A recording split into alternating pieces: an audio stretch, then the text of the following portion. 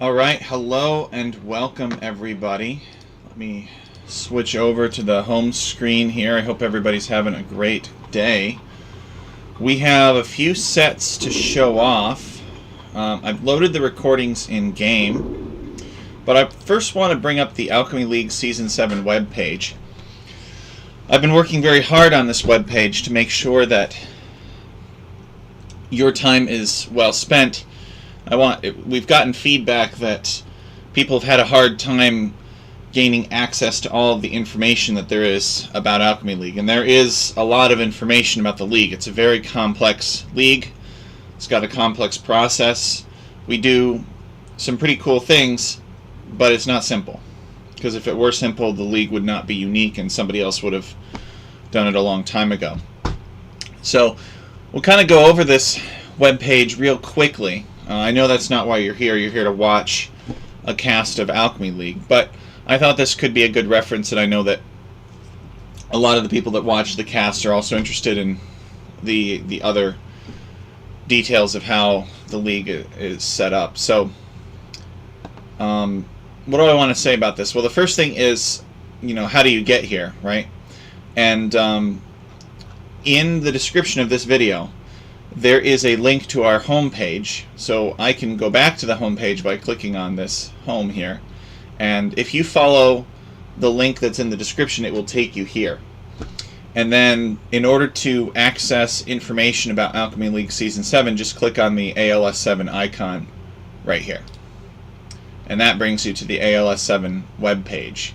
And we currently have a web page under development for Alchemy League Season 8. And so to get there, you just click on the navigation buttons. So I can click on this to go back to 7. If I go back to 8, the only thing that I was going to say about that is that it's a custom map pool with player choice for returning maps. So if you're interested in the rules for how those returning maps are decided, you'll want this one right here, PSRM 002. And then here's the handbook, which gives the time frame. So we'll go back to Alchemy League Season 7.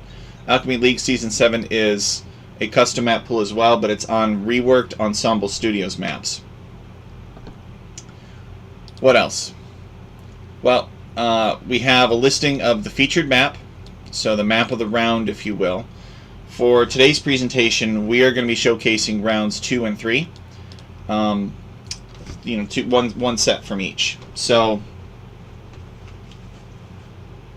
the first set is going to be Nope versus Core Diamond, and that is going to be on.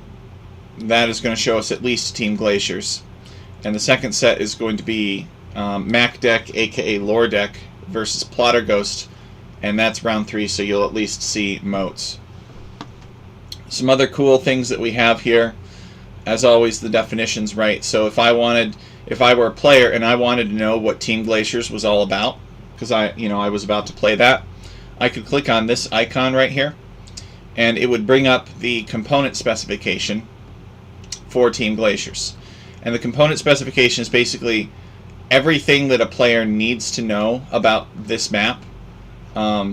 This map is not really going to tell you how beautiful it is, and it's not going to tell you stupid things like make sure stuff is fair, because that is a more fundamental characteristic that appears deeper down in our quality system and in our requirements. But this will tell you how this map is unique. What do players need to know about this map? Is there a random chance of different things? So for instance, this tells you that there's a random chance that the crossings are unwallable, and there's a 50% chance that the crossings are wallable. This will tell you stuff like there's no fish that's allowed. And if you were to go and play this, experiment with this as a player, you could do some generations and you'd be like, oh, there's no fish spawning, there must be a bug. Well, no, it is by design. So this is a really solid reference. And it's happened in the past where somebody's been like, well, I played on this map and it didn't act the way that I thought it was going to act, and that's not fair. I've had people say that to me before. And so then I pointed them to the component specification, which was released before the league started, so they could look at it and say, hey, here's the section in the component specification where it says there's a 50% chance that could happen. And then they're like, all right. So it really does, it does provide us a lot of great cover, these specifications. So you can see that we've got the handbook on top, and then the PSRM, which is the map pack specification, and then that goes in and it defines all of these different reworked Ensemble Studios maps. That goes into a general specification about like general things that we're looking in the Ensemble Studios maps. Everything that these have in common is broken out and put into this, and then this is supported by all these different scripting standards that our community adheres to. So, this reference is available for players. If there's a question of, oh, this doesn't really look fair, this is kind of unexpected, people can have an idea of where to go to look and see what is written and what the maps are being checked against. And we've had that happen too before, where people are like, you really should be looking for this, or really this should be worded more clearly, because if it were, this probably wouldn't appear in the competition. So, it's very useful references, and these methods tell them how I'm going to do everything. So, for example, method 2 We click on it. This tells us how tournament ELO is calculated. This is an old spec. This is in the old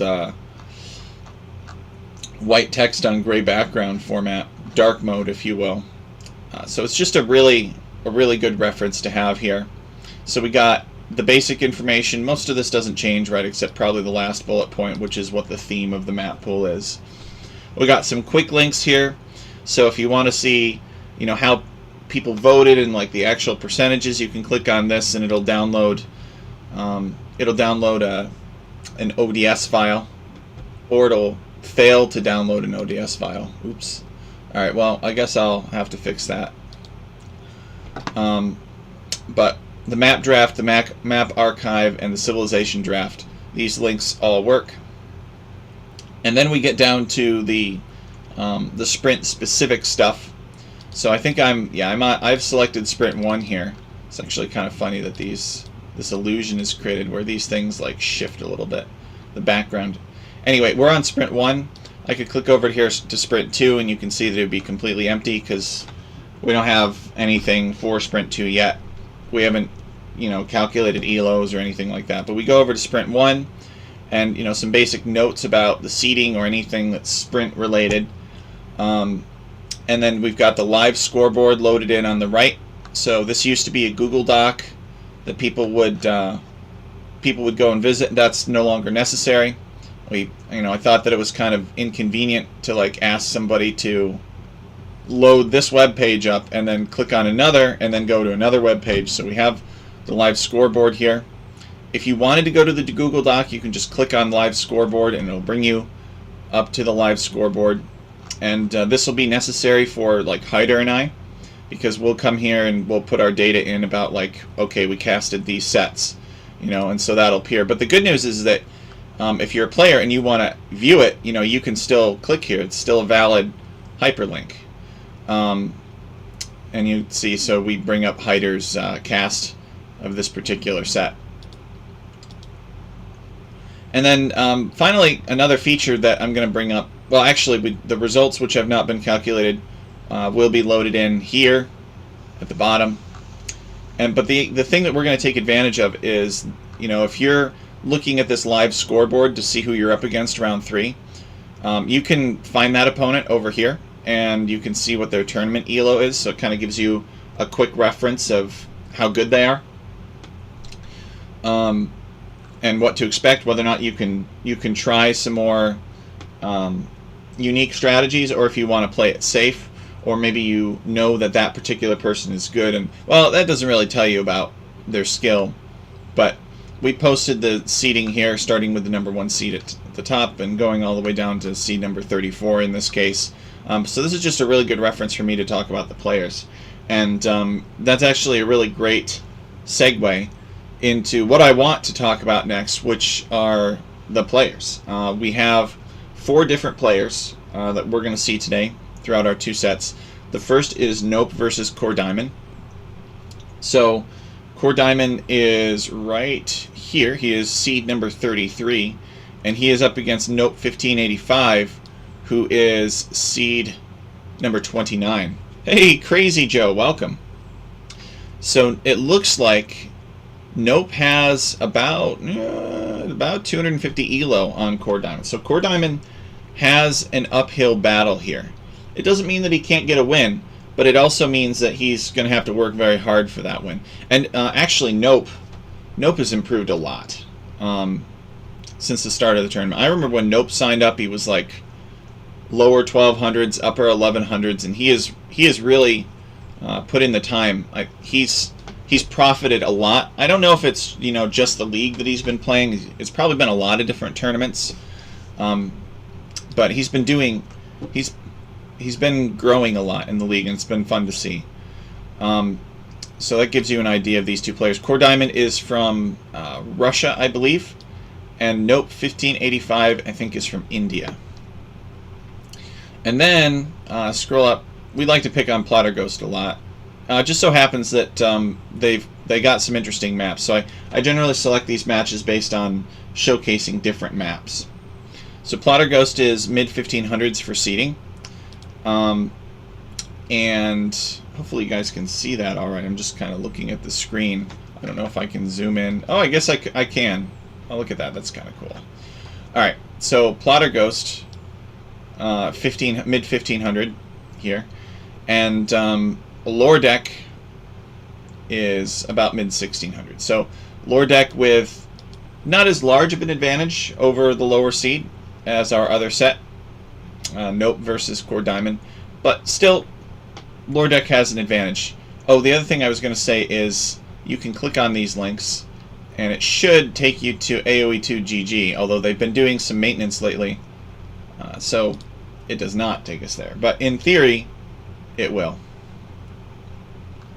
Alright, so anyway, that's what I wanted to show you guys about the website. Took a lot of time and effort and fighting with the AI to get it to help me code all of this. Some pretty complex stuff. Can't really take credit for it because I don't fully understand how it works. But I asked the AI the right questions and we hone in on the answer.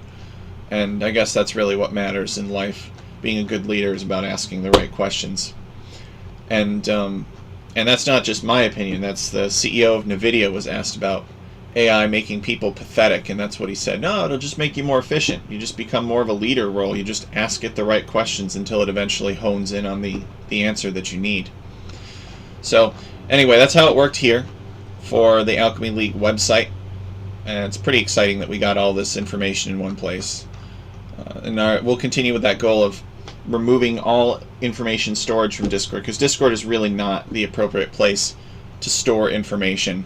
It's a great place to converse and to have conversations, achieve consensus, but it is not a good place to document things. So we're trying to get all the documentation off of our server to make it cleaner and a little bit less intimidating for newcomers.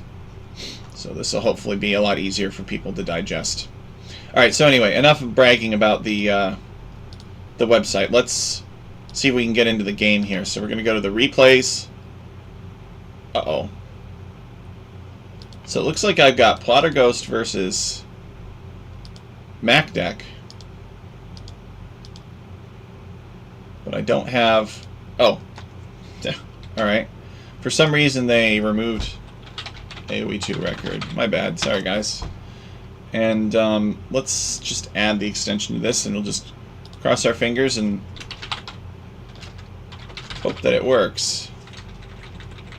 Change the extension, the file might become unusable, or in our case, usable. That's what we're hoping for. Alright, I think I've actually done this before. So, now, we will go back in. Alright, we will try restarting the game.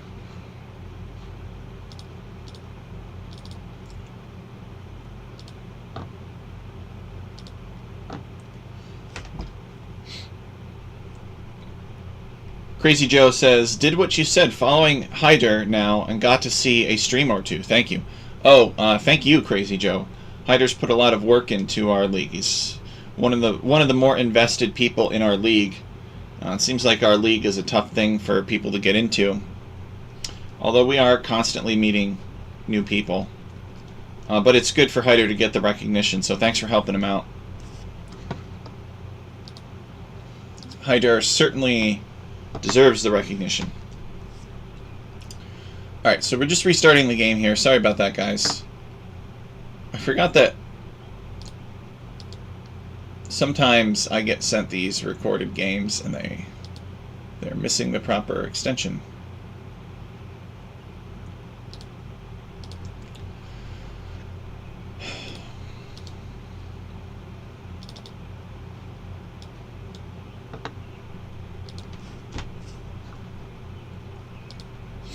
What else do I want to say about the web page? Got these navigation buttons at the top. Switching to Alchemy League Season 8. Nothing in here, but we have some of the rules. We can talk about the nominations for Alchemy League Season 8. It's not trivial. You need to coordinate with the author, because it's possible that the game could have been updated. since the map was originally played in the league, so we need to make sure that the creator of that map is able and willing to update it for the current build of the game. Because if everybody wants to play it, but the creator doesn't want to update it, then we can't use it. So that's one of the things you need. You need people to second and third the nomination, and then, because these maps exist, but we want to make sure that new players understand them, people who would be joining our league for the first time, or maybe they didn't play for that season. It's important to make sure that the map has an updated component spec, and so for most of that, it's not going to be that hard. It's just updating the website, or updating how it redirects to the website, a lot of the links and such. Some maps were like part of a contest. Here we go, now that we're in. Some maps are actually part of a contest and don't have a component specification. So they'll need to get one. So I guess it doesn't want to launch this. Let's try that again. There we go. So that's how that works. Not a lot of work, I think, to update it. Less work than making new maps, but it's still something that's important to do. To try to update and bring all of our document systems online, improve them. All right.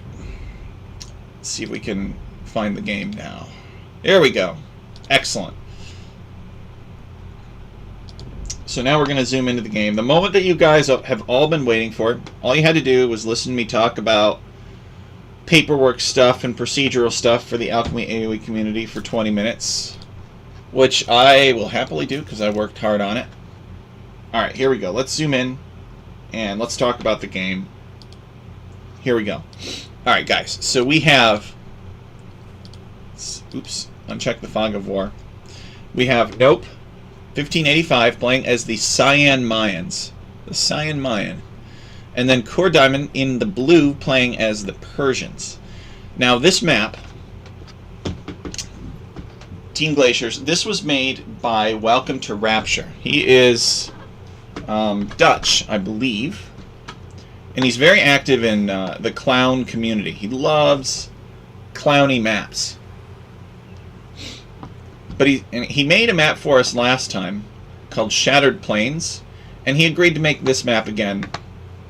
Or this map, a map for us again. This time, Team Glaciers. So it's like the original Ensemble Studios Glaciers, except we've elevated the land over the water, made things more fair. We've got more fair wood lines now. It's like each of these players has 4 wood lines.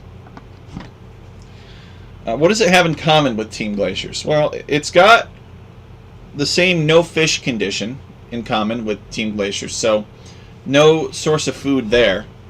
Let me see if I can click on these.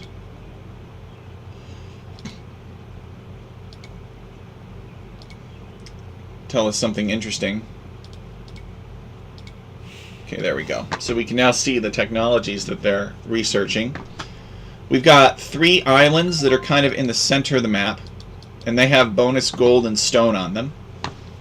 And then I think less in the way of berries. 6 berries for Core Diamond, and okay, yeah, six for Nope. So a couple of weird patches of berries. Nope's gold is in the back. He must be pretty happy about this. There's a few basic cliff stuff. I think each player gets 4 boars. He's taken 1 boar in, and there's another here, and another here. So a lot of potential to wall on this map. Come over here and wall this off, and walling actually will block ships as well, or you can wall ships out. You know, I considered having it be random where you kind of require that ships can't get through here, but we thought that it might be more interesting if ships could travel between these ice flows without the walling. So there is a summer version of this map that can spawn where it's just shallow, and then you can't wall the ships off no matter how hard you try. I've actually seen ships. They're quite common on this map. They're pretty powerful. Ships are resource-efficient units. So they're cheap, they're powerful, but it's not cost-effective to go into them immediately because there are no resources for them to defend. So nobody builds a dock to go fishing. You build a dock to go Navy, and you don't do that until you know that that investment of resources isn't going to set you behind. Nope, coming out to mill his deer. I think he maybe doesn't realize that he has a boar here. The boar just wandered into vision now. Maybe Nope will go back for it now that he sees it. But he's also coming out here to hunt. A lot of huntable meat on this map, which makes sense. I mean, it's a glacier. Generally, berries don't have a lot of time to grow. Meanwhile, Core Diamond is pushing his deer in. Let's talk about the civilization matchup. Mayans versus Persians. Well, you know, I really like the idea of Persians here. Knights plus 2 attack versus archers. Persians are all about that cavalry, and Mayans are all about archers, which are generally countered by cavalry. Cavalry are fast, they have more HP, they can close the distance, they can kill archers pretty effectively. So, I think we're going to see Nope do something different. Oh, yep, okay, so Nope found this boar, and he's bringing it in. I think it makes sense to do feudal play on this map. There are a few strategic crossings. Now, as to whether or not you make a priority of like stonewalling these off, maybe that's why Nope picked the Persians, so that he could, or sorry, the Mayans, because their stone walls are half the cost, so that he could kind of wall off these crossings with stone walls strategically, prevent his opponent from getting over to him easily. His opponent would be forced to build a dock or to break down his stone walls. Nope coming across with his eagle. He's going to check out his opponent. Yeah, Nope does not know where his opponent is. I'm not sure that Core Diamond knows where his opponent is either. Let's see. Yeah, so neither player has really started exploring the other until just now. Core Diamond going to wall this off.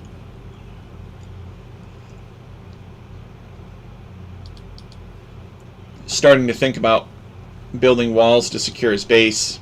So we can see, yeah, he's got a wall off there, a wall off there. And this is a smart place to wall too, because I think that if he tried to wall back on his bank, he'd have to like come all the way back here.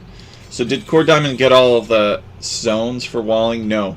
And Nope is in trouble, because Core Diamond has hit the feudal age. His scout is stronger, and the eagle can't fight it. And the scout gets extra HP and attack when you hit the feudal age. And so Nope is going to lose his eagle scout, basically for, well, not for free, but he's going to lose it, which really sucks if you're Nope. Because now Nope has no idea what his opponent is up to. I mean, in fact, he doesn't even know where his opponent is. He knows that there's some gold, and knows that there are some deer here. But that's it. He has no idea that his opponent is over here. So this is a good win for Core Diamond. He's going to need that. Now, Nope has built an archery range anyway. He's building another archery range. So it looks like Nope is planning on doing some kind of 2-range archers build. And he wants to get over here with archers and shut down his opponent's economy before his opponent can really boom up with all that Persian might. Uh-oh, Core Diamond has not found this boar up here. Well, it is kind of far away. Yeah, he didn't find it. Actually, he didn't find this one either. So that explains all of these farms here. That's unfortunate for Core Diamond. It'll really slow down his advancement times, but at least he found the 3rd and final crossing. So he's got a gate that he's putting up, and he needs to make sure that he plugs this hole here so that the scout finds it. So if he saw the scout do that, he should know that he needs to put another palisade wall here. Otherwise, Nope can just walk right in, and nobody wants that unless you're Nope. Okay, there it is. So he's going to wall that off, and I say stonewall it. I really think it makes a lot of sense to stonewall on this map. I mean, there's like 2 or 3 crossings. Well, alright, in this case, 4. And it looks like Core Diamond is going for that as well. It's going to wall off down here. But I think it's worth it.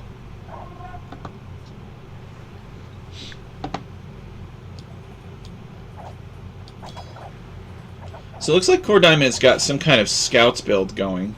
Nope has enough spearmen for him, though. Nope has a spearman over here helping his archers.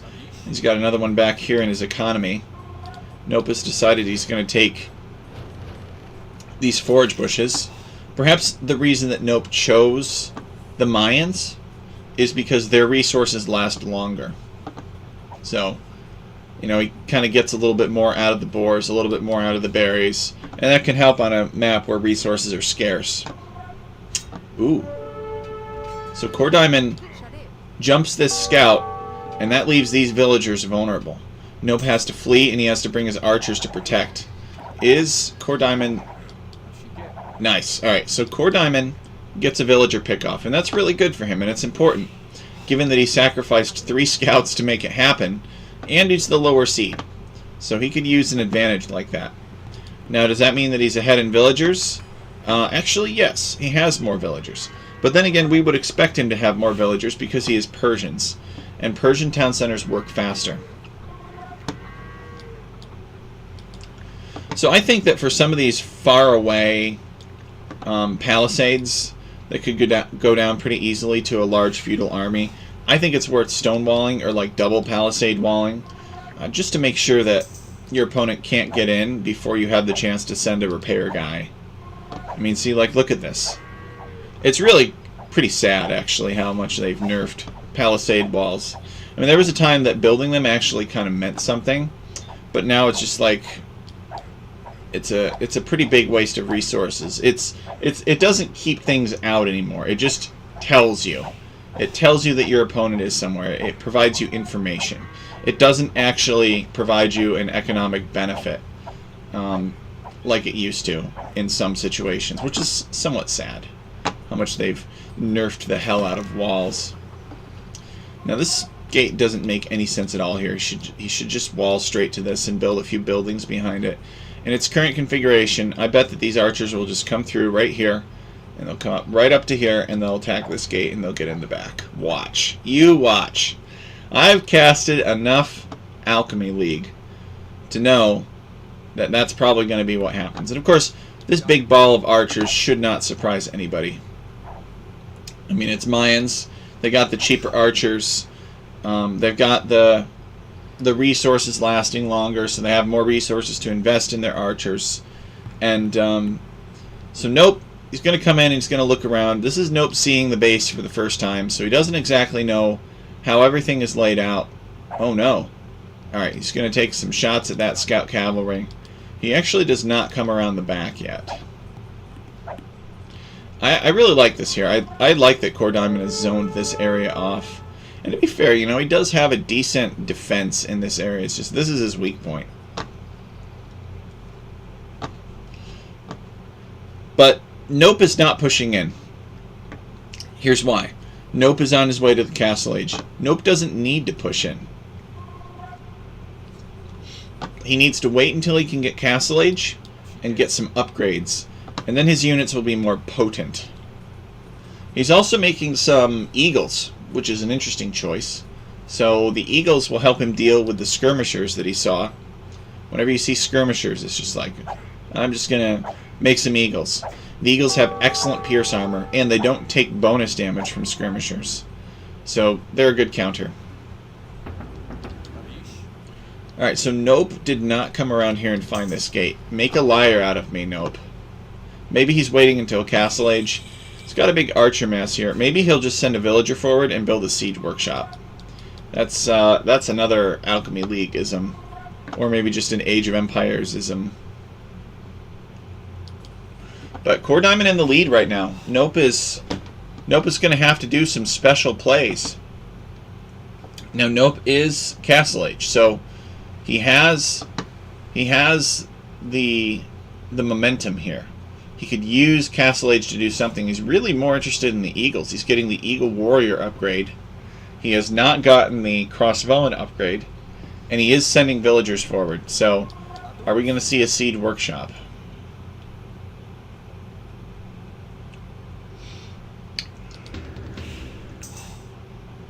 Yep, there's a Siege Workshop.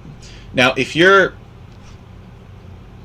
if you're Nope, actually, what you want to do is you want to destroy all 3 of these palisades with your archers, so that they do not provide vision for your opponent to see the siege weapons rolling up.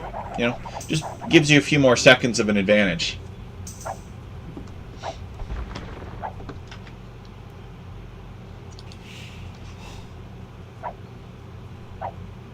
But he's more interested in getting in. And actually, he probably can get in. These are a lot of mine archers. He's just going to chisel that down. And so now, Core Diamond knows that this area of the base is no longer secure. His opponent can just come in here and do what he wants. So Core Diamond is going to abandon the gold mine. He's going to abandon these farms. Abandon this lumber camp, sorry. And he's still on the gold mine.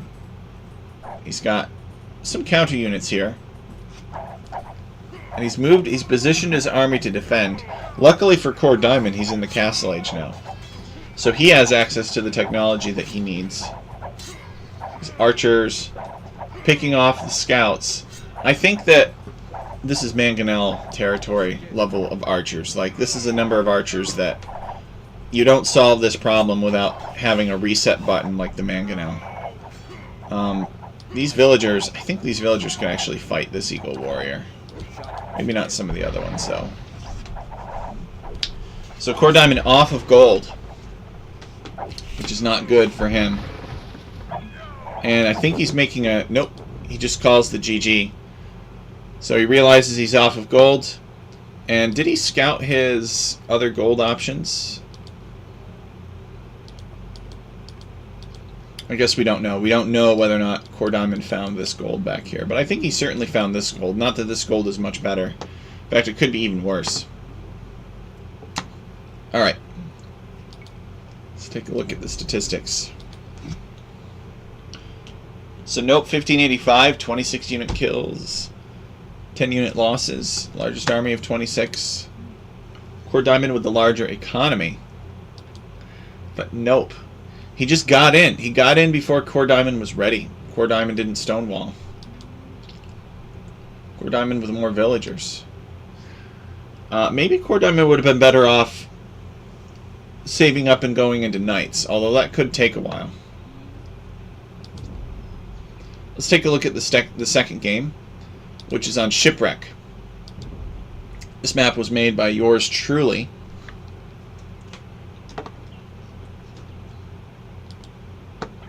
And it looks like they got the temperate version. Players start really close. It's pretty aggressive. I guess there are some geese that you can lame. And this is what Nope is looking for. He's looking to steal some geese. Or maybe find his own geese and prevent them from being stolen.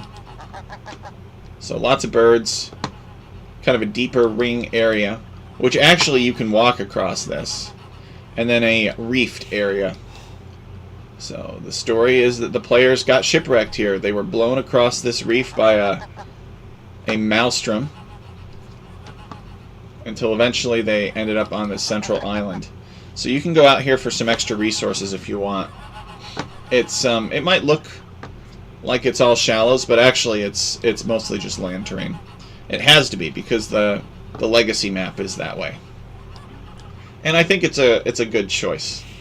It should be. It should be that way. So Nope discovering the crossability of this terrain. And there are some fish here, but not a lot. And the fish are not accessible to villagers. They're really meant for fishing ships. Core Diamond building a somewhat forward lumber camp, but I don't really see that he has much of a choice. All the forests are pretty much forward of the players.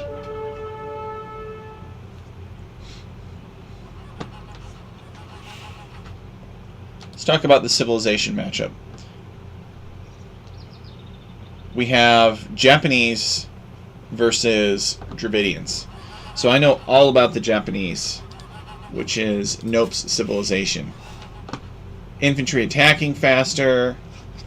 Their lumber camps, mining camps, and mills cost half as much. Their fishing ships have twice as much health and work faster. They're a fun civilization. Very, very competent. I would say they're one of my favorites. And I don't know as much about the Dravidians. I guess I just never bothered to learn. Something about... Actually, we can go and check it out right now. While the game is in a slower stage. So their fishermen and fishing ships have a carry bonus. They get free stuff when they get to the next stage. The skirmishers and elephant archers attack 25% faster. Okay. Discounts on barracks technologies, discounts on siege weapons. The docks give them population space. Oh, these are the ones with the whippy boys, the Urumi swordsmen. Okay. Well, I think that both of their civilizations are appropriately chosen. You know, the game, if it gets to the Castle Age, could evolve into a slow crawl across the center. You know that your opponent's starting town center is like right next to yours. That makes the game somewhat chaotic, actually. So, I would not be surprised to see some kind of siege or monk push. The starting resources, the resources that you have on your island, are very limited. We can see that Core Diamond has 3 back gold. I guess Nope has 3 back gold too. But the secondary gold is way better for Nope than it is for Core Diamond. It's always chickens too. It's always chickens that you start with. Hey, you know, I was working on a map and I was like, let's try these chickens out. What is this? Nope getting sucked in. He's going to lose his scout again. This is the second time that Core Diamond has killed Nope's scout before Nope was able to reach. I think it's even before Nope was even able to reach the feudal age. So Core Diamond very vigilant about that kind of thing. But I think in this case, unlike last time, Nope has learned pretty much everything. Actually, yeah, he knows where the lumber camp is. He knows where the golds are. So Nope has learned most of what he needs to know. So it's still a win. You know, Nope can't use that scout later to harm Core Diamond. But it's not as much of a win as it was last time. So Core Diamond finding some geese, that's like finding treasure. And I haven't seen any of the players. Yeah, it doesn't look like Nope has tried to cross this channel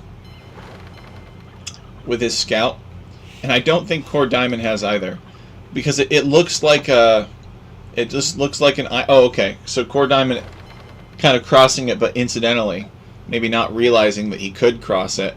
Now he's sort of realizing, wait a second, how did my scout get over here? So now he can attack the fishing ship, which would be pretty annoying. But these are Japanese fishing ships, which is also annoying. Okay, so Core Diamond realizing that the channel might look like deep water, but it's actually not limiting. Oh no, Core Diamond, he's not paying attention. But neither is Nope, so the whole thing is a wash. What kind of strategies can we expect from them? Well, I would expect this to be very aggressive. But Core Diamond seemingly doesn't have the food to click up, so he's fishing. These guys, I don't know that these guys have really worked up a fast feudal type build. If this were 2K, like somebody would be feudal age already, building towers and stuff like that all over their opponent's resources. But these guys are a little bit more chill. You know, this is still round 2. Players are still figuring out the maps. So, yeah, there's nothing wrong with that. But Nope is on his way up to the feudal age, and Core Diamond will really need to click up quite soon. And he doesn't have the resources yet. I think it's, just a matter of figuring out how to do his Dark Age here on this map. Make sure that he manages his economy well. Okay, he clicks up as well. He's like, this is getting really late here. I'm on 24 villagers. And I still haven't clicked up yet. So it's very good for Core Diamond that he did that, because Nope being in feudal age for like a minute would be very bad for him without himself being in feudal age. Alright, Nope building a barracks, could be maybe Japanese man-at-arms, although we probably would have seen the militia by now. Maybe not. Oh, he's building Okay, he's building the gold mine now, or the mining camp now. The tell will be how many he puts on gold. Actually, that's a lie. The tell is whether or not he's making militia now, and the answer is he's not. Actually, he is. We're on Core Diamond's point of view, so probably man-at-arms. Yeah, here's a militia. So he's going to go Japanese man-at-arms. Japanese man-at-arms, very powerful. He's got 2 of them there, and he's getting the technology now. So these 2 could prevent Core Diamond from walling this island off. Not that that's really going to do much for him, because you can just cross the channel and then come back. Oh, look at this. Core Diamond is realizing that you can use your scout to pick up all these extra geese out here. Now, these geese are pretty scrawny. They only have 25 food. Look, you know, guys, when I was making this map, I was like, you know what? For, like, reefs and stuff, there's birds just everywhere. There's so many birds. And then I added the number of birds that I thought was appropriate for the biome, and then I was like, whoa, this is way too much food. So I solved the problem by reducing the amount of food in these birds. So unlike normal, you know, the geese that you start out with on your island, those are fat geese. These are scrawny little wild geese that you capture. And they still help. I mean, they don't hurt anything. You know, you just take them and send them home, and your villagers just rip through them. Nope trying to get in. I don't know if Nope figured out that you can just go around. I don't think he has. I still don't think he has, because he lost his scout. Yeah, so Nope is probably operating under the assumption that you cannot just walk across this. So this is why we do component specifications, so somebody can read about the terrain here and know that you can walk across it. So we'll keep an eye on that to see whether or not Nope makes a transport ship later. That would be pretty funny. So these Japanese man-at-arms are just tearing through buildings. Core Diamond is going to repair this house, but he's going to need some help here. He just deleted that house. Maybe so that the repair villagers could get here sooner, and the house goes down. Core Diamond not building like a market wall or something. Again, stone walls. Would it really hurt you for stone walls? Now, I guess you can kind of wall to the town center. So that's not so bad. And the man-at-arms are going to start on this barracks. And what is in this barracks anyway? Militia of his own. He doesn't. No, you don't want to. You know, you don't want to mirror this. What you want is you want to make archers. When you've got this many man-at-arms pounding on your door, you're not gonna catch up from that. Like, you're not gonna defeat the snowball. You have to go into a counter unit. Even if that unit is countered by the 3 skirmishers that are here, it's only 3 skirmishers. So you can make enough archers to deal with both of these for now. Or he could build a tower. The barracks goes down, and Core Diamond is in trouble. 1 villager dies, and this other villager's trying to get away, but he dies, so that's 2 villagers down for Core Diamond, and he calls the GG. Nope, just tearing into him. That was unfortunate for Core Diamond. He just didn't know what to do about the man-at-arms. There were too many. I think Japanese man-at-arms can catch people by surprise because of their attack rate and because of just how fast they are at destroying buildings and units and basically everything. So it's a common trapping for that unit. I don't really think that takes away from Core Diamond at all. Let's take a look at the statistics. Yeah, all the military score is for Nope. Killed 10, lost 3, destroyed 3 buildings, largest army of 12. So Core Diamond with more wood collected, but Nope had more food and gold collected. And was faster up to the feudal age with better research.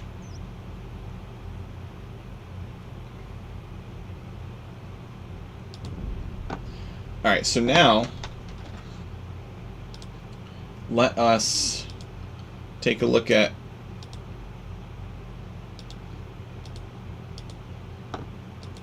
so next one we've got Mac Deck versus Plotter Ghost. Mac Deck, aka Lore Deck. So we're going to see them play on Moats and on Paradise Island. Paradise Islands, I should say. What? It should be Paradise Island. There's only one of them. It's just got a lagoon in the center. Oh, well. Alright, so that's a little typo. Could talk about the civilization draft.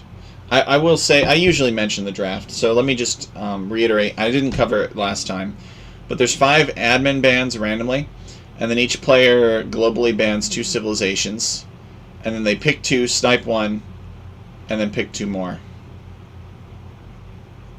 Or they pick 2... Yeah, I think that's how they do it. Okay.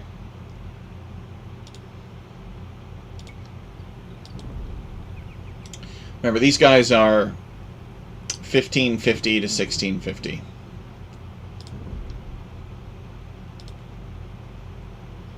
Load replay.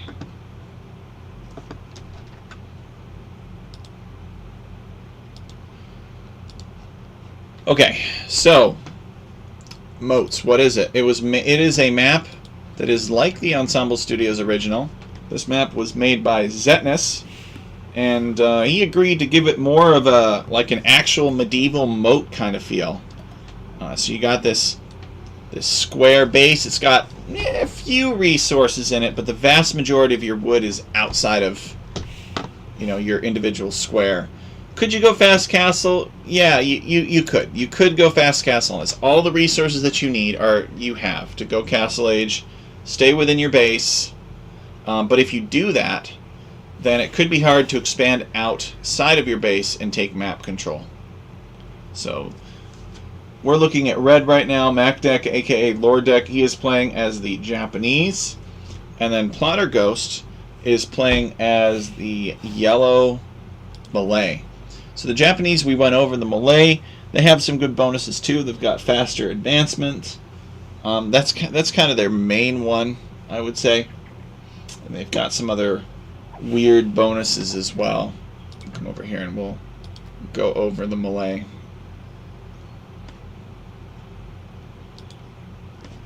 Their infantry armor upgrades are free. That's right, their elephants are cheaper, and their fish traps cost less. So maybe we'll see Plotter Ghost build an army of fish traps in the moat, and they provide way more food. That would actually be that would be a lot of fun to see. You know, somebody building fish traps all throughout this moat.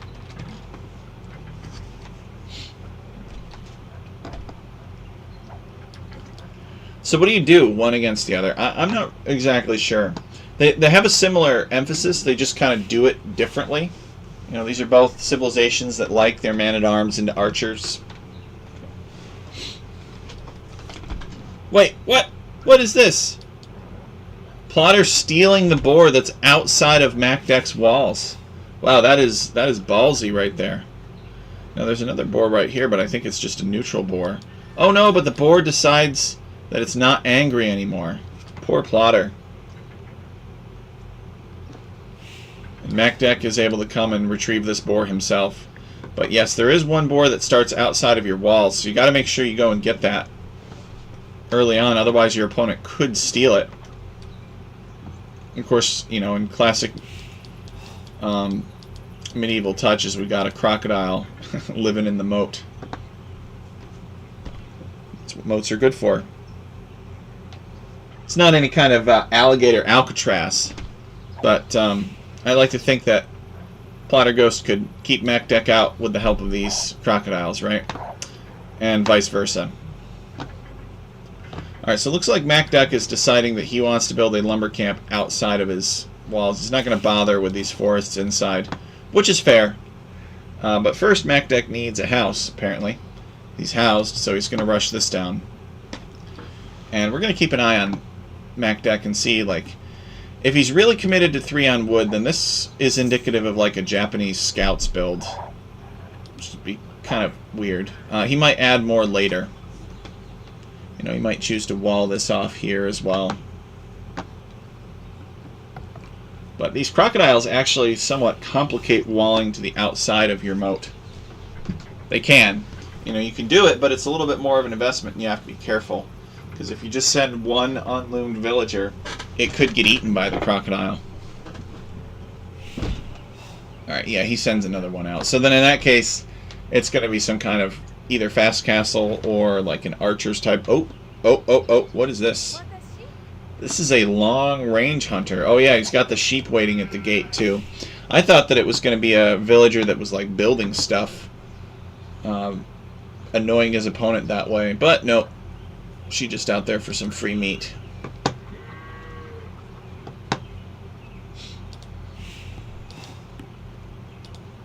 Both players 18 pop. So a little too early to tell exactly what they're going to do. Plotter Ghost. Where's Plotter Ghost's lumber? His lumber camp is forward. Okay. So this tells me that Plotter Ghost is planning on playing aggressively, because why would you build a forward lumber camp otherwise? Oh, excuse me. Why would you build a forward lumber camp? I mean, Plotter Ghost, to be fair, he built that lumber camp some time ago, but even still, he must have known about this. He must be able to assume that there's other forests back here. There's some chickens, which he knows about, which he should definitely go for. So yeah, so Plotter Ghost is not planning to have to defend this lumber camp. That's what that's telling me. He is going to play aggressively. Whereas Mech Lore Deck, his lumber camp is back, so I think he wants to be a little bit more passive. He's got the resources to click up. And he's got the buildings to click up, so we should see Mech Deck click up. There it is. So he's got Feudal Age in the works, but Plotter Ghost is already halfway up to Feudal Age. I think Plotter Ghost clicked up first, and Plotter Ghost is melee, so Feudal Age happens even faster. That's one of the primary things about the melee that I think that puts a lot of people off, is the build orders are different. Because they advance so quickly, you can click up later and still get up at the same time. And what that does is it allows you to have more villagers working while you're advancing. Or in other words, more villagers earlier on. So it's good for your economy if you can manage it. If you don't manage it right, things won't work out quite well.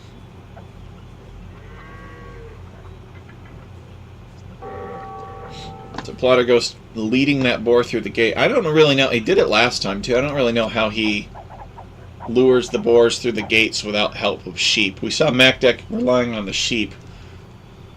Hey, thanks, Crazy Joe. We saw Mech Deck relying on the sheep. Maybe the sheep in Plotter Ghost's empire have a union or something, so he doesn't want to use them. So he's figured out a way to automate it. Mech Deck walling this off. Yeah, Mech Deck playing very passively.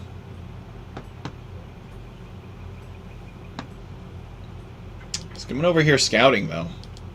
He did not find this lumber camp. That's helpful for Plotter Ghost. But you can see that Mech Deck is clearly looking for Plotter Ghost's lumber camp. He's going to do a loop around, look for the lumber camp. You know, he sees the wood, no lumber camp. Maybe he'll assume that Plotter built his lumber camp inside. No lumber camp still. He sees the chickens.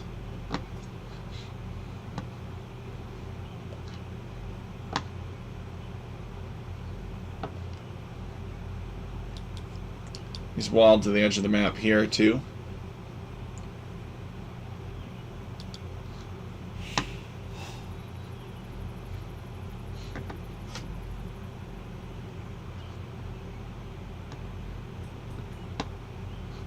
He's trying to get some info on what his opponent's doing.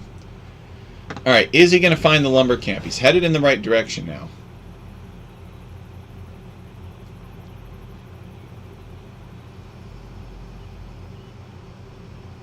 He scouts a couple of houses. That should make him suspicious that the lumber camp is over there. Alright, he finds it. So now he knows where that lumber camp is. Plotter Ghost. And Mech Deck is on his way up to the Castle Age. So we see a market. We see a barracks. And where's the other Feudal Age building? Oh, here it is, the blacksmith. Okay, I'm blind.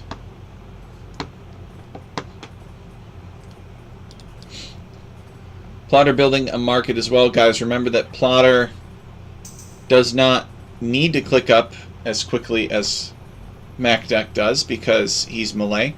So he can still click up a fair bit behind and be able to catch up pretty well.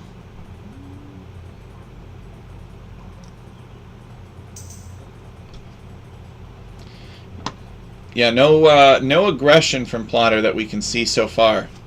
So I guess just a delusional lumber camp. Nothing fancy.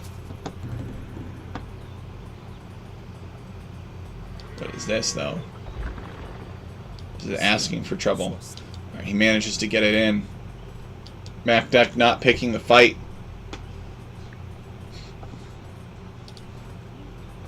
And heavily on stone. Alright, and Plotter Ghost is clicking up now. So MacDeck reaches the Castle Age. And what's it going to be in the Castle Age? Cavalry archers? Oh, come on. Why is everybody all about Japanese cavalry archers now? Oh boy. Alright, well, I mean, maybe if there is a map to do it on, this one could be a good choice. And here's why. Big open map, right? Your opponent's base is hard to defend. Sure, I mean, he's got starting walls, he's got the bridges, he's got the gates. But your opponent is going to be wanting to come out here and build a town out here. Because this is where all the resources are. So, you know, the cavalry archers could be good raiding units. Yeah, no forward aggression from Plotter Ghost. He's instead going to build his castle here. I think he should have come out with all these villagers and just plop the castle down like right here or something. These villagers are going to try to get away. It's a single cav archer and a scout. And they're going to have to hop inside of the castle. MacDeck managing to pick off one of the straggling villagers. And now Plotter Ghost is completely off of wood and has no secure wood. So he can garrison in this castle. He's got a little bit of wood that he can take for now. But this forward lumber camp was just a blunder. Or maybe he changed his plans later on. Just underestimated his opponent's ability to pressure that location. But Plotter with a good score lead. Probably also has a decent, yeah, he's got a decent villager lead here. 38 to 29. Which explains his score. So he's going to come over here and try to take wood here, but his opponent knows that he needs a wood source. And so, you know, basically like in a deft strategic move, predicts that Plotter's going to try to take wood somewhere else and going to punish and kills a bunch of villagers this way. I actually think that he should try to hold that gate open. He should have sent the scout in there and attacked the gate foundation or something.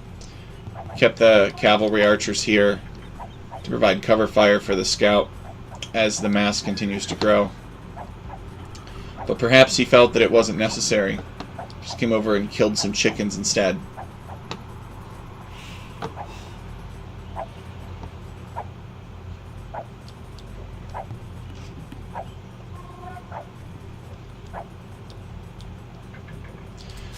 Alright, so Lower Deck deciding he's going to add a town center. Feeling that he can't really build enough military to threaten his opponent for now. I would like to see Lower Deck build a castle, like right here or something. Cut off this gold. But it's dangerous because his opponent is Imperial Age. So, or sorry, his opponent is Malay and could get to the Imperial Age faster. But he can basically shut down all of his opponent's wood collection. Oh! Oh! Look at this! Plotter Ghost with a siege tower. Lower Deck spotting it. The siege tower has some karambits in it. Okay, so there's Plotter's plan. Karambit gets in the siege tower. Scout is attacking the base of the siege tower. And the siege tower is trying to get to MacDeck's base.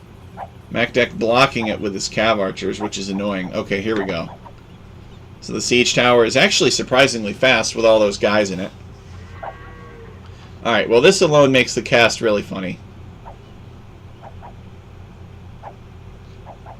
Can the siege tower get in?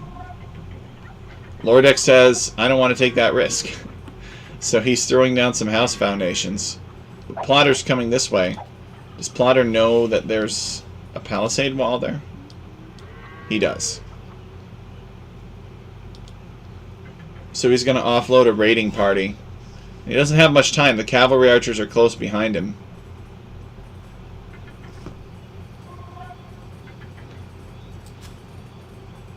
And there's already a town center here. Plotter goes to using the siege tower as an opportunity to build a town center here. So, I don't know if Plotter expected to do any damage with this, but the benefit is that he was able to get this town center up while his opponent's army was distracted.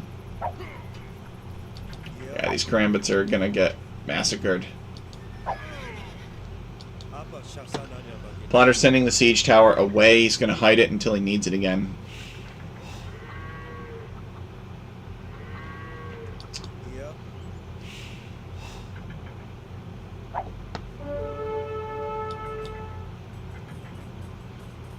Well, that was interesting.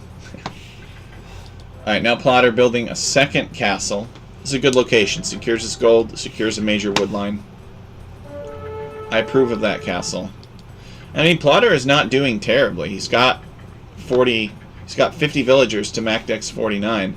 The issue is that his choice of unit composition is very vulnerable to what MacDeck is doing, and Plotter hasn't really developed a counter or an answer to it. He's done what he wanted to do, but now he hasn't really reacted to what his opponent is doing.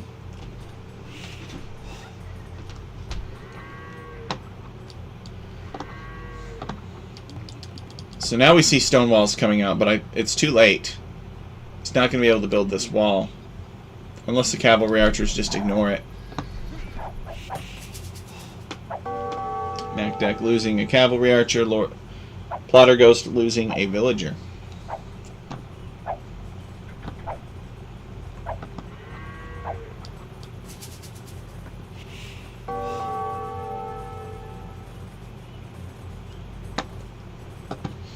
Okay, Lordak deciding he's going to expand his farming economy. Alright, well, that's fine. What now? Well, I think that... really what I think should happen is somebody should go Imperial Age. I don't know why, but MacDeck is... I guess I understand why. Like, let's think about this logic. And then hammers down MacDeck's forward before MacDeck can ever really use it. You know, that's tough stuff. I mean, sure, it's a lot of resources, but he's got to know that his opponent's economy at this stage is healthy enough where, you know, if he really had to, he could make imp happen. If it were life or death. So it seems like MacDeck is more so playing a defensive game. He's building cavalry archer mass, he's building villagers, he's building town centers. And he's playing it slowly and cautiously. Which is probably theoretically the right thing to do. What does Plotter Ghost need to do? Well, I would love to see Plotter go Imperial Age, and I would love to see him go into Arbalister. If he went Arbalister, he could just totally just gun down all of MacDeck's cavalry archers. Arbalister very cost-effective against cavalry archers. And Plotter is going Imperial Age, but I can't tell what he plans to do with Imperial Age. Keeps on getting raided by these cavalry archers. I don't know how I feel about this wall here. I think he should build this wall here. Or better yet, here. But I don't know that Plotter knows about that. Let's see. No, he does, actually. Just got to stop and take a moment to think about it, but build the wall here. You can build a few segments here, too, to funnel the cavalry archers into the castle. Could be pretty effective. This doesn't need, right? You can build here and then here.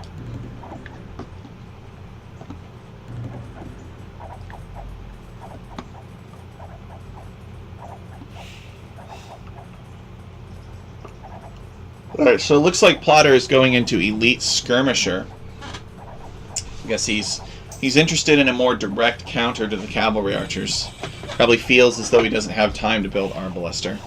So skirmishers are basically countered by everything. except archers.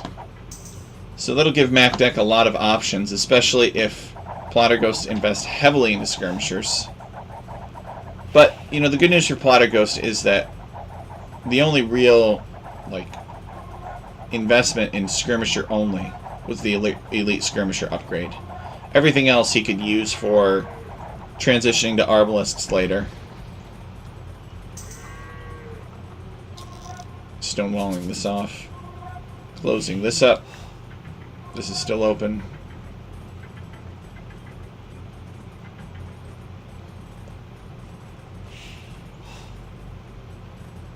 So Imperial Age, what in Imperial Age specifically is he using though? Because so far, he could have just done that last age. Oh no, I lied. He couldn't because he didn't have access to Bracer. So he has Bracer now.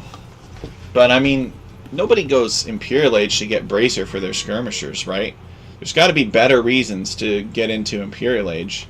MacDeck is on his way up to Imperial Age as well. Or, well, is now on his way up to the Imperial Age, and he's quite a ways along, actually, too.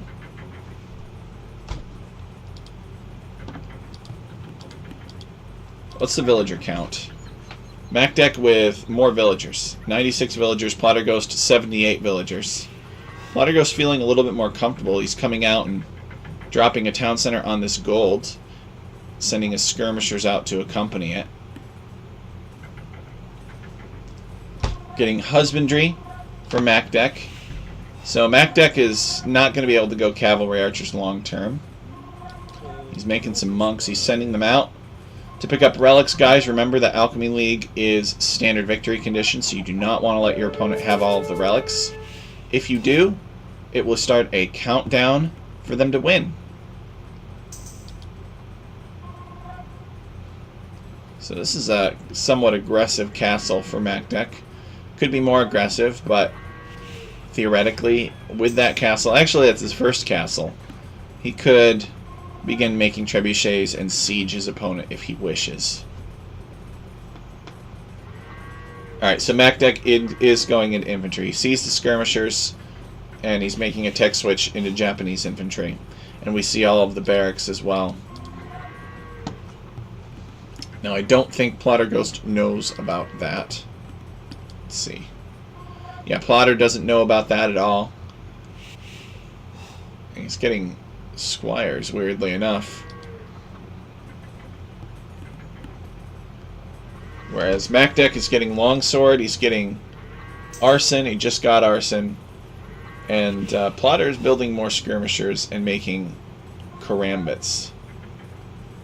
Now, karambits versus samurai is actually kind of a somewhat comically one-sided matchup, because karambits have, like, they only take up half population space.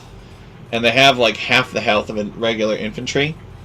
And samurai do massive bonus damage to units that are created from castles. Or maybe all unique units. I actually don't know the answer to that. It's like Plotter is still interested in this whole siege tower thing. Is this the same siege tower from before? I don't know. If it is, he repaired it. And he definitely wants to hop some walls. But MacDeck is double-walled most of this, except for right here, actually. So Plotter could get through right there. Plotter definitely desiring the karambits. But a single karambit, I think, would get, like, skewered by a samurai in 1 or 2 hits. Making some siege weapons, siege workshops, I should say. Malay bombard cannon could be pretty effective, but Japanese monks could just convert them.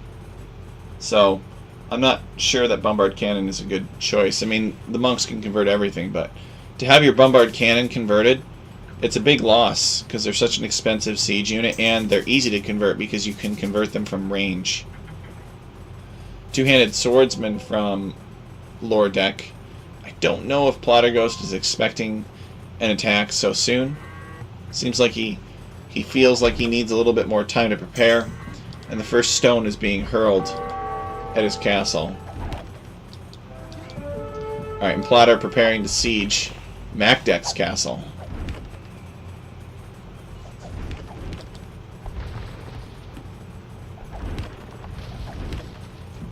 So what is Plotter's answer to these two-handed swordsmen? I really would like to know. I think Arbalister would be a great answer. Alright, so the trebuchets are going to die. Makdek storms the trebuchets with his two-handed swordsman. Kills 3 trebuchets just right there. Boom. Gone. And Plotter can no longer push the castle properly. Still got the siege tower floating around.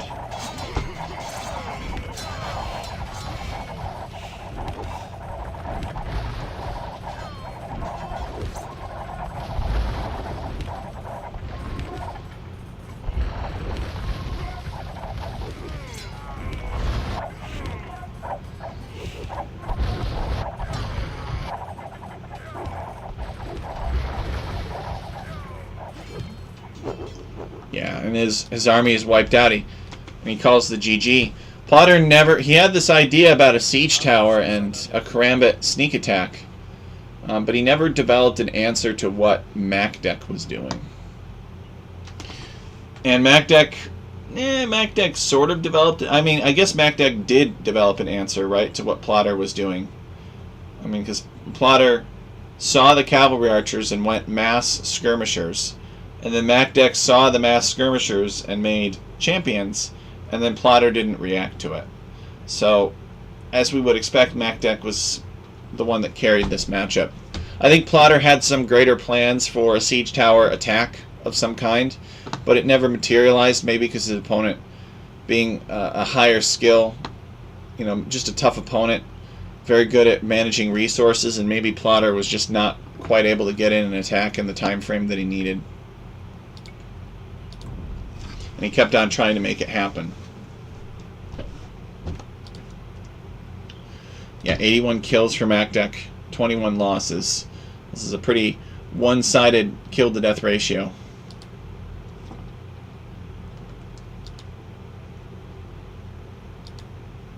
More resources across the board for Makdek, I should say. Plotter faster feudal, Makdek faster castle, Plotter faster imp. Plotter explored more of the map, too. Makdek got more technology. Both had 2 castles at the end.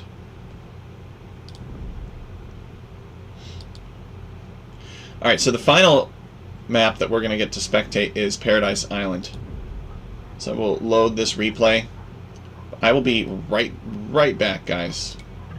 I'm actually going to do all visible here. Oops. No fog of war. Then we'll get back and we'll talk about the map real quick. I'm going to step away really quickly. I'll be right back.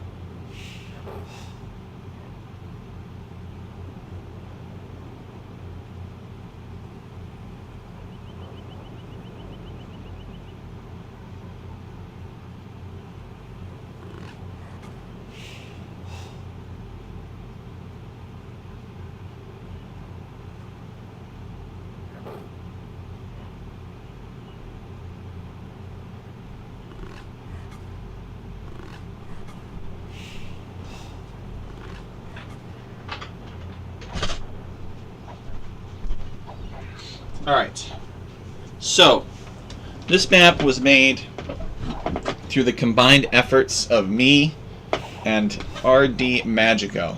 Oh, we got a laming attempt too, you guys. I missed it. Plotter Ghost over here trying to steal the boar, just thinking he maybe still can. Sneaks over with the villager, hops in the transport ship. So he doesn't lose a villager, but he does cause a lot of disruption for Makdek. Players are finding that they can use these transport ships to be annoying. So this map was made through combined effort of myself and Magico. And it's very similar to the vanilla... It loads up the scout too. Paradise Island. You've got this lagoon in the center. It's got these transport ships. The transport ships are immortal. I mean, they can die, but they perpetually refresh. So you can never fully get rid of them. You can only destroy them and kill whatever's inside of them.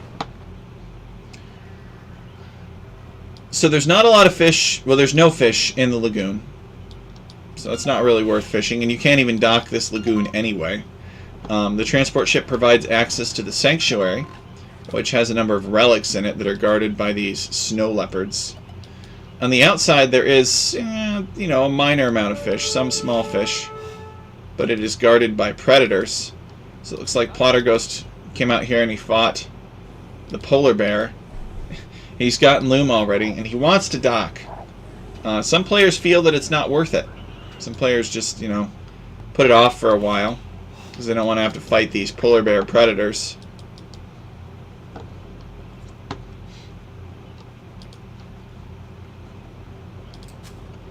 So I don't know.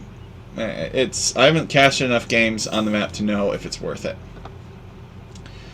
Also, resources are pretty limited on the map, so you definitely want to go for the relics if you can. I don't think I have too much more to say about the map besides that. You guys can see the rest of it. We got Dravidians versus Byzantines. I really like the choice of Byzantines, obviously. I like the choice of Byzantines everywhere. I'm not sure why he would pick Byzantines, though. Maybe he's thinking, like, win the Fireship War or something. And Dravidians we went over earlier in the cast. So Macdeck does manage to get over. He actually sneaks this villager in between these bears. It doesn't look like he killed the bear. Could be wrong. Just had to scout it out carefully.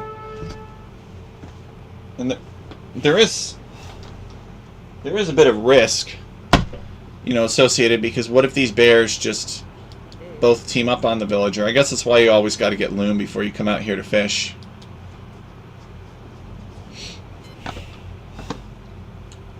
What is this? Oh, I see. Macdeck is going to be annoying to Plotter now. Try to prevent Plotter from getting his own boar, but gives up right before Plotter comes back to snag that boar.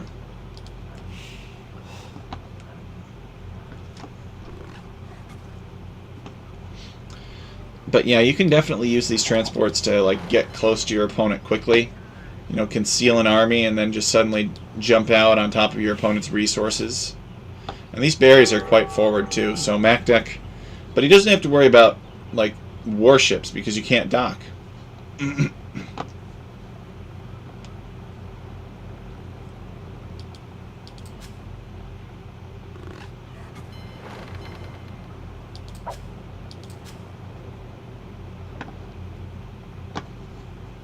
don't know why he hasn't gone for the berries yet. Maybe it's not in his build.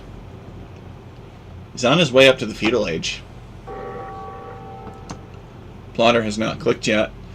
And unlike last game, Plotter is not going to be catching up to the feudal age. You know, he's not Malay, he doesn't advance faster. So if he advances, if he clicks up 9 minutes later, he's going to be up 9 minutes later. Mill here, he's going to go for the deer. Going to watch out for this polar bear.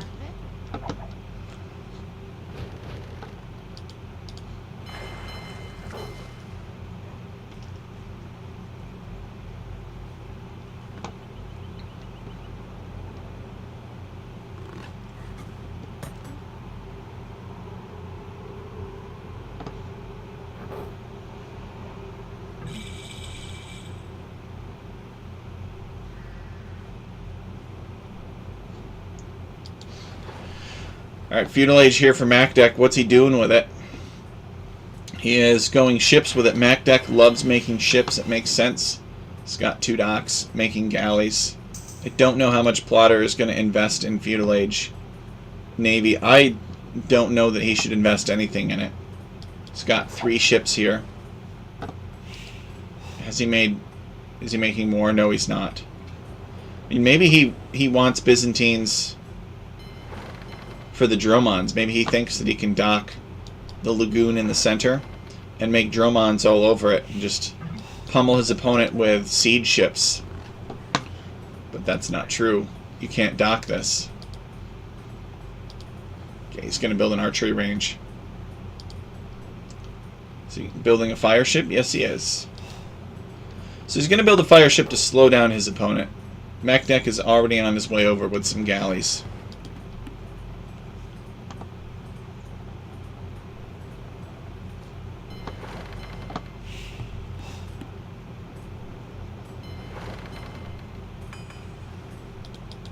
Plotter doing the quick wall with the house here just to prevent his opponent from trying to attack this villager.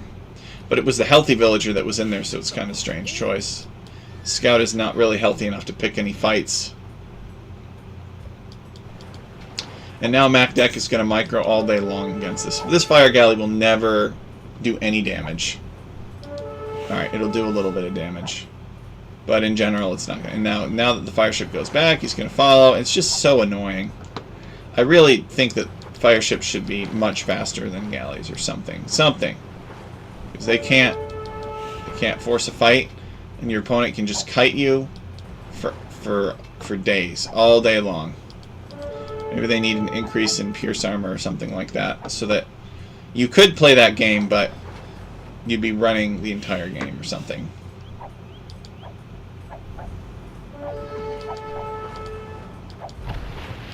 Plotter decides to take out the scout, and now he's going to run with his fishing ships because he knows that MacDeck is looking for them. He's made a spearman as a counter unit. MacDeck is on these berries. Actually, if you're Plotter, you do. The big brain move is to load up, like, you can load up as many things as you want in this transport ship. It can take 232 units. Load up as many archers as you can in the transport ship. Give them fletching, and then sail around and just dump them right here. And just see how many villagers on the berries you can kill. That would actually be pretty diabolical from Plotter Ghost to attempt.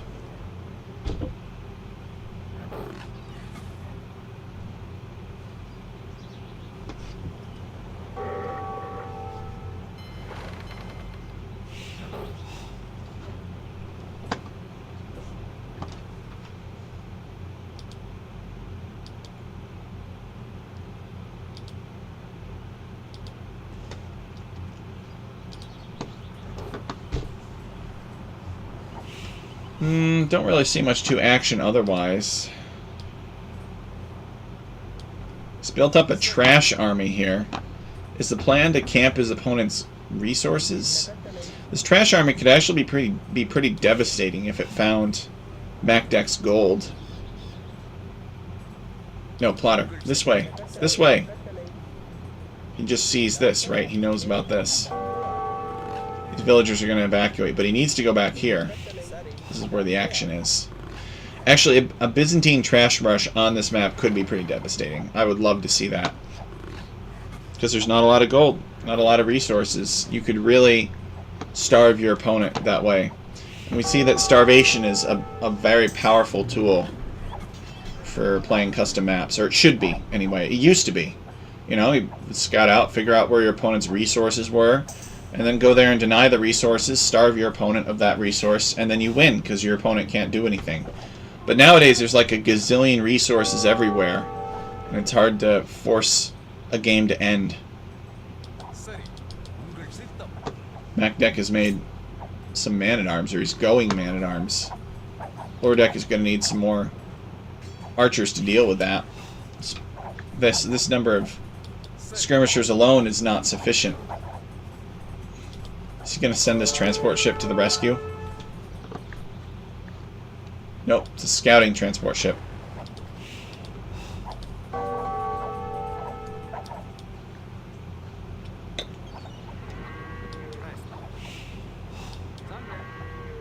Confirms that those villagers are there, not that I don't really know what he needs to know that for.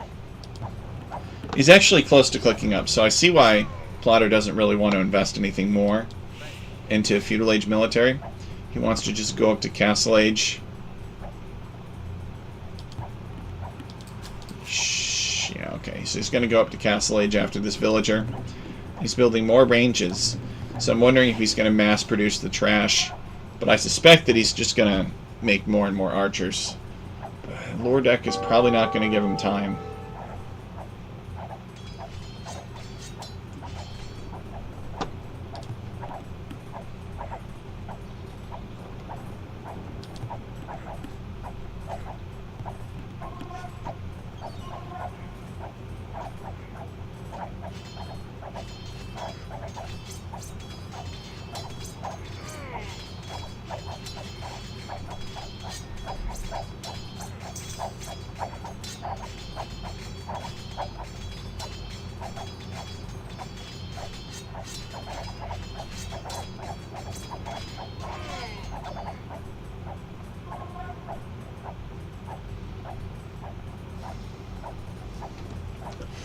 MacDeck not pushing the attack, pulling back himself.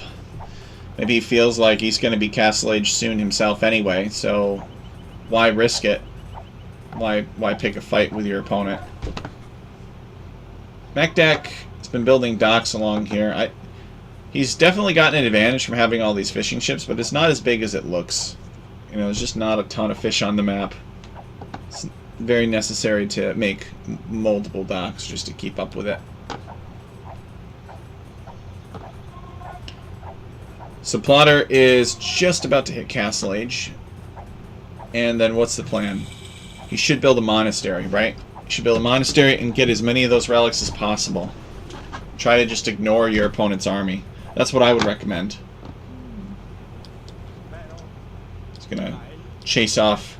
He's gonna chase off MacDeck now. MacDeck afraid of him. MacDeck is not Castle Age. And MacDeck's so afraid he's gonna build a watchtower here. He foresees these becoming crossbows and just having their way with his feudal age army.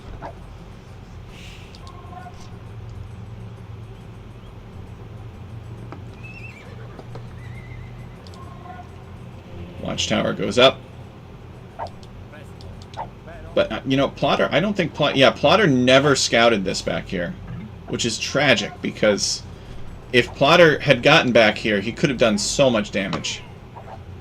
And MacDeck knows it, which is why he built the tower.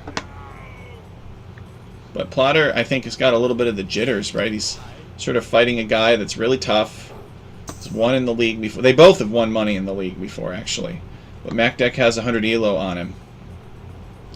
So he's kind of afraid of him. Monastery here. And Plotter prioritizing the monks, which is a good play for two reasons. One of them is obvious to him. The other he has not yet figured out yet. But the first is that monk take relic. Right? Can empty out this island.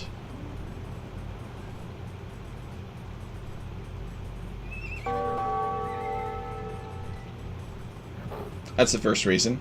Second reason is monk good versus elephant. His opponent is making elephants. Plotter doesn't know it yet, but he'll find out soon. He's even made a light cavalry here, or upgraded to light cavalry, so that he can kill monks belonging to his opponent. If Plotter can get all of these relics, he will start a countdown. Remember, Alchemy League is a standard victory condition, so if you get...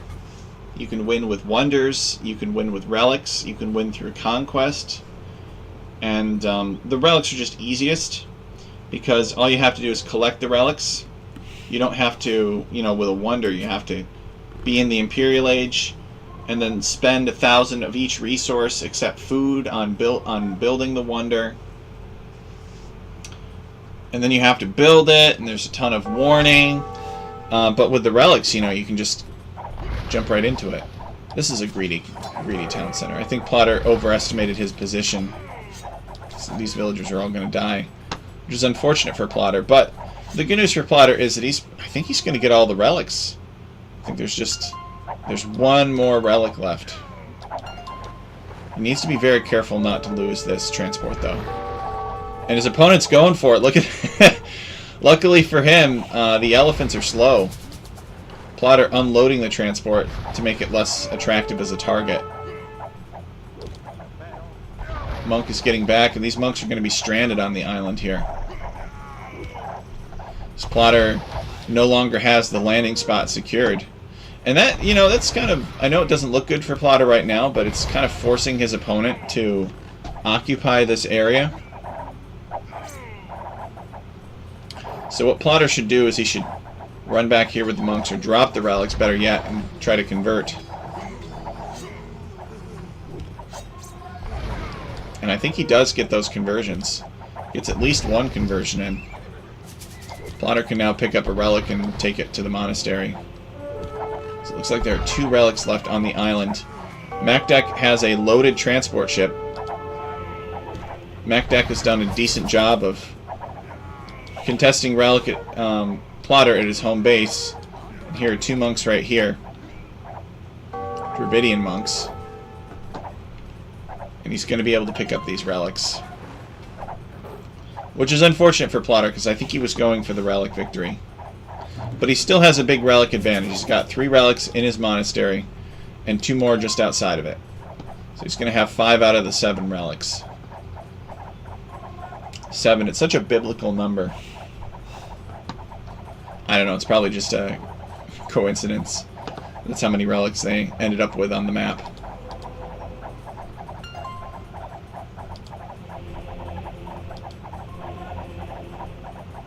It's going to go back to look for the rest, but they're not there. Or maybe not. It just looked like that's where he was going.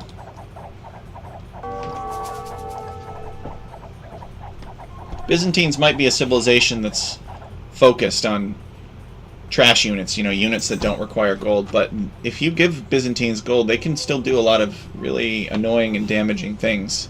They get to Imperial Age faster. They have an open tech tree as far as monks are concerned. Their cataphracts are amazing. They have decent... I don't want to say they have decent siege, actually. I guess their siege isn't bad. They got gunpowder, so they've got a lot of options. I mean, if there was one civilization that would have not very good siege, it would be the civilization that is defending against siege, right? The Byzantines. They're a defensive civilization. Plotter has built a tower on this stone, which is pretty funny. He should build a university. He should build a university and prepare to go up to the next stage. His opponent's built a university. Uh-oh. So, if you're Plotter Ghost, I mean, Plotter doesn't know about this university, but this tells us MacDeck is seriously considering Imperial Age. Yeah, he's only making 1 villager from his entire economy. Oh, no, she's just refreshed. Maybe he's not going up yet. But Plotter with a big relic advantage for sure.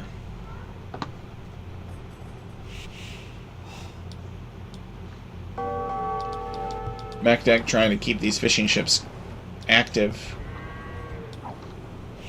Plotter building outposts around here. I think he's still kind of thinking about a Dromon attack.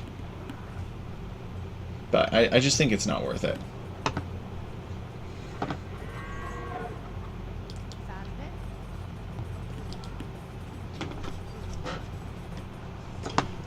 So MacDeck is on his way up to the Imperial Age now. Let's see how far away Plotter Ghost is. Plotter Ghost could click up soon. I think he has to sell a little bit of wood and not spend resources on villagers, but... Oh no, Plotter, no! This is a terrible castle. You can't build a castle underneath an enemy army like that. Unless you're Spanish or something. Loses a lot of villagers needlessly there. There's just not enough monks to deal with these elephant archers. It's not like you can have 3 monks and deal with this. You know, you need 2 or 3 monasteries and you need like 10 monks. And then you're golden. And this is really all that Plotter has to do is go into monks. I mean, Byzantines are good at monks, but monks literally answer all of his problems. It's not wasting time with these skirmishers. You just get redemption, you convert everything. And he's got all the relics, so he's set up for like a gold-heavy economy. It really... Like, if he converted these elephant archers right now, let's think about it. Let's kind of do a thought experiment. What if half of these elephant archers went away right now? They just became yellow instead of red. What would MacDeck do? Can MacDeck replace them? I mean, he's got 6 villagers on a faraway gold mine that's, like, easy to contest. It would be a real challenge for MacDeck to replace this gold-heavy army here. And I think Plotter doesn't realize that he's in a good position, a much better position than he realizes. His opponent is pretty much almost out of gold. And his opponent is making very gold-heavy units that he could convert pretty easily. But instead, Plotter was like throwing 2 or 3 monks at a time, or like 15 skirmishers at a time, maybe a mangonel in there. He really needs to go into the monks. That's what I say. You guys can disagree with me. But I think that monks make a lot of sense on this map. They force your opponent to invest in a sizable defense, to invest almost in gold, or your opponent is invested in gold already. I mean, sure, your opponent can make scouts, right? But then you could just make really cheap Byzantine pikemen.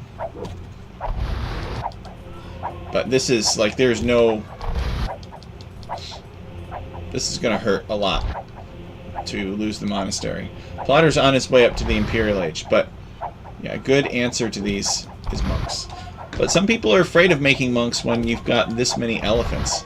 Imperial Age would give Plotter access to block printing too, increasing the range of the monks. But like microing against mangonels, no.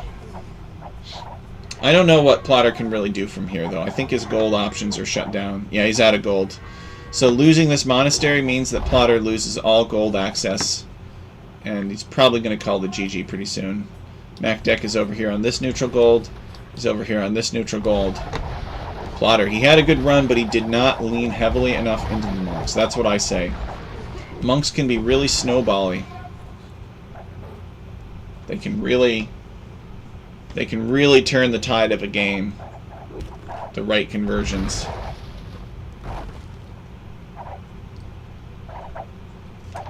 Plotter repairing the monastery.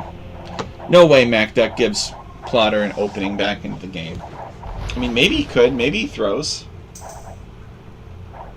But I don't think he will. I think Macduck is always going to keep this monastery down. He's always going to prevent the monastery from being able to garrison relics. Plotter making a new monk. Right now he's using the market. He's got 56 on wood. So they're really chewing through the forests. And Macduck is on the patrol here.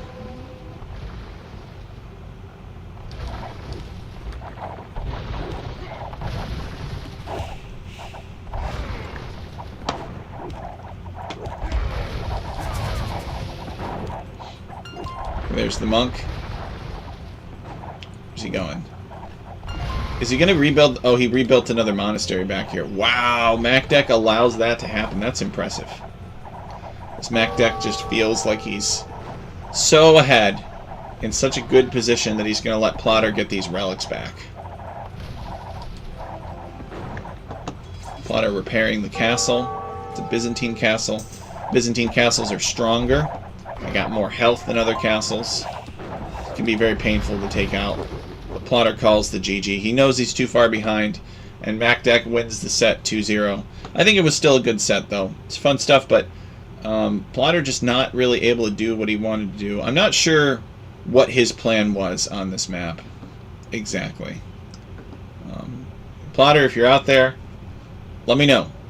I'm very curious what he saw in the Byzantines on this map. I think Byzantines are great for this map. It's a map with low gold. Byzantines have very powerful counter units. They've got great monk options if you want to prioritize going the relics. They've got great fast imp options in case you want to go fast imp and play a Treb war against your opponent. So definitely a lot, and they got the Dromons, of course. So definitely a lot of good stuff that Byzantines can do here, but Plotter never really got the chance to do it. I'm not sure what his plan was.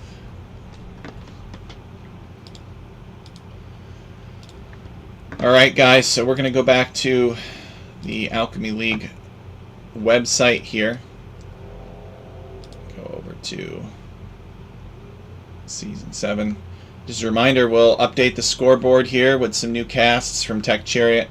I really appreciate you guys tuning in. Love you all. And we'll try to get some more Alchemy League content out to you soon. But the priority is to develop the specification, to develop maps. It's not to create content. I like creating content. It's probably good for the community that I do. But building a website like this or organizing maps is more critical to our growth, I feel. So that's where I'll be spending most of my time. But if we can get some help covering the content, that's awesome. So if you know anybody that's interested in some high-quality Age of Empires content, please send it my way. So thank you so much, guys, and hopefully I'll see you again soon.